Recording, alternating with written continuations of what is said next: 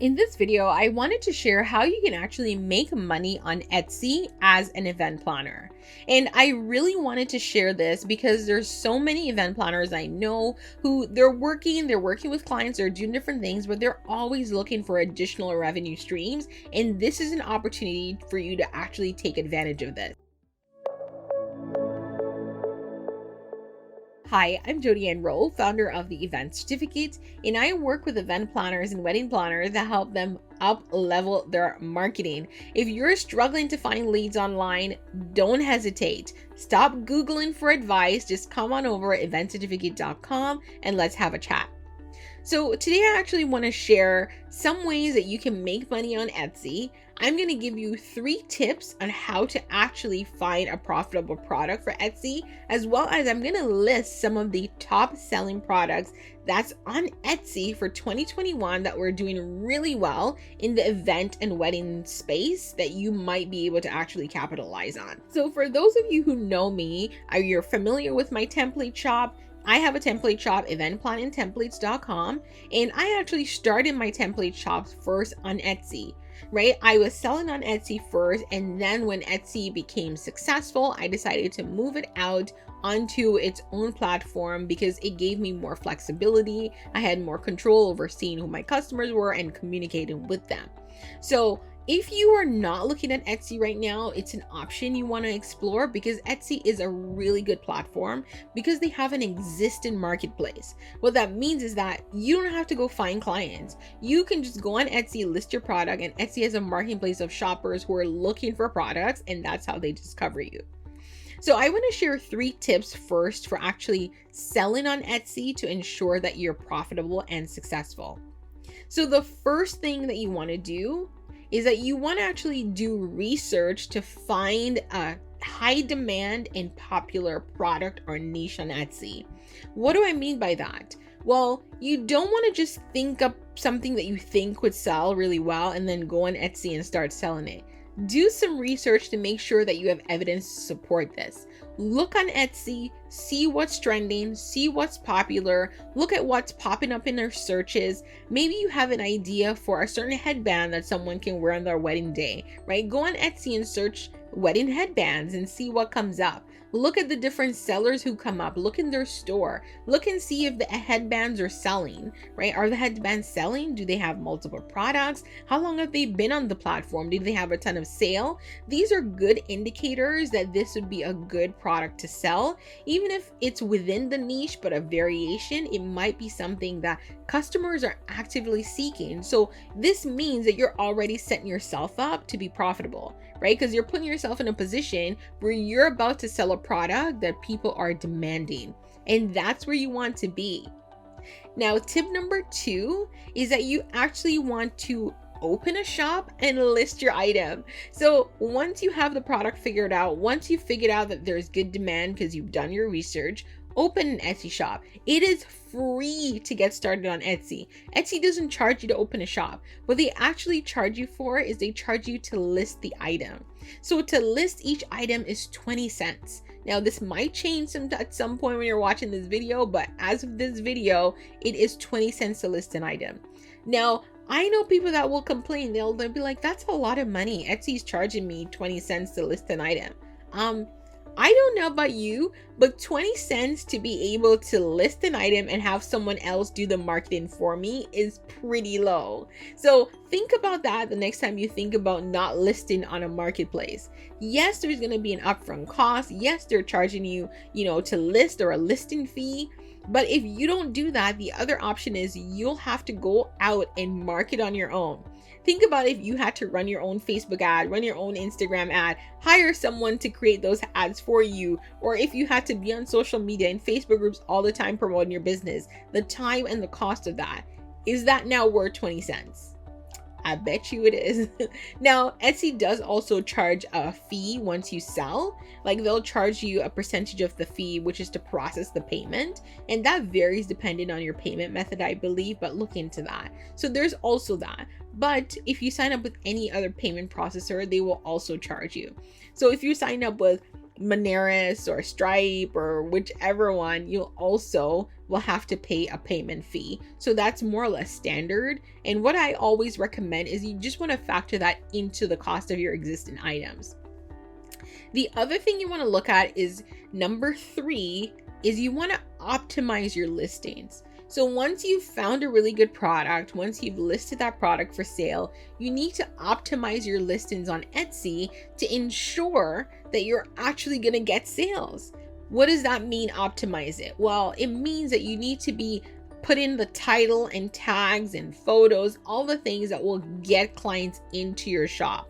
So if you're selling a headband, don't just say headband for girls, right? If you know it's a wedding headband, it's boho chic, list that in the title. Boho chic headband for weddings, or boho chic headbands for brides to be. Like, be specific with the words that you use. Same for your tags. Etsy gives you a certain amount of tags that you can use, which are more or less keywords to help people find you in the search. Use those tags to your advantage. Do research to make sure they're what people are searching, right? Not everyone is going to come on Etsy and just type headbands, right? They might type headbands for brides or headbands for bridesmaids. So be specific when you're doing that, because once you have an optimized listing, it is easier to get found in searches, and that means more sales. So now that you have those 3 tips, yes, there are 3 very general tips, but there are 3 good tips to start with. What I actually wanted to give you is the juicy bits, which is the products that are actually good to start with on Etsy if you're an event planner or a wedding planner.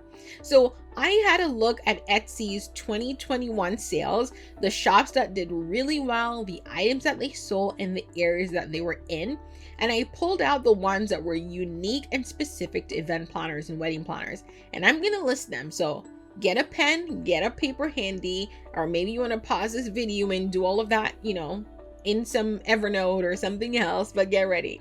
So there are 2 categories that I found in the event wedding space that are really good, and they were really good for 2021, and they were party decorations and wedding supplies. So if you're an event planner or wedding planner and you're able to enter any of these 2 areas, you're in a good spot. So for party decorations, the things that I found that were trending and that sold really well last year were, take note, 1, customizable birthday invitations. So if you can design and create birthday invitations, party invitations that are customizable, right? Meaning, you can add someone's name to it. So it's not just a generic invitation. It would say Jody's 13th birthday.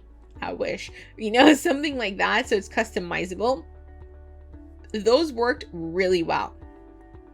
The other thing that worked really well and was selling a lot were theme banners and yard signs. So theme banners, think of, graduation theme banners or yard signs for graduation. Like, yard signs were booming during the pandemic, particularly because people couldn't get together and have the in-person parties like they used to, but they could still do like a yard sign, something to decorate the front of someone's house to show their appreciation, to show their gratitude, right? So theme banners and yard signs were doing really well.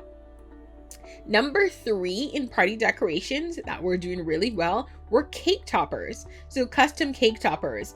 So whether that was cake toppers with, cute sayings, cake toppers with specific designs, a lot of them were trending and were doing really well last year.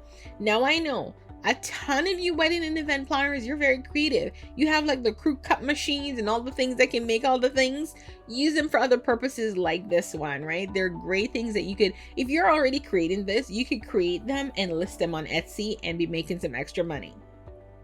Now, in wedding supplies, these are for all you wedding planners, I'm going to list all the things that were trending. So take note, the things that were selling a ton that people were searching for and buying. Now, number 1 were invitations, right? If you were selling invitations, wedding invitations, they were custom, they were cute, they were unique, you would have been making money. I saw some stores that had a ton of really unique invitations that were doing really well, making guaranteed over 6 figures every year just selling invitations. I know, insane. The other thing were decorations. So if you're able to do decorations that can ship really well, right? Maybe you do silk flowers, you do different things. you know you're in a good spot. Go on Etsy and look around and see what's trending and see what's cute, see what's good, and see what you can make and sell as well, because you have a huge opportunity there. The wedding decoration space was really big and there was a ton of demand in it. The other thing was wedding cake toppers. People were looking for cute, unique wedding cake toppers, and I don't see why you can't create any. So definitely look into that, because that was trending and that was popular. The other thing, and this one surprised me a little bit, because I think very traditionally. I always just think of a bouquet as, you know, fresh flowers, but custom bouquets were actually a huge part of it. People were selling floral bouquets that were not fresh flowers, so they were able to ship them.